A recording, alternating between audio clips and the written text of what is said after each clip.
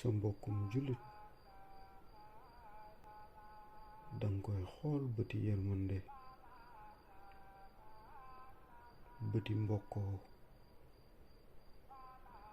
te moytu koo xool bu ñaaw boo xam ne bu la nee jàkk rekk daldi xam ne yow mii daal yéene woo ko jàmm. boobu xool bul ko xool mukk sa mbokkum jullit. boobu xool bul ko xool mukk sa mbokkum jullit.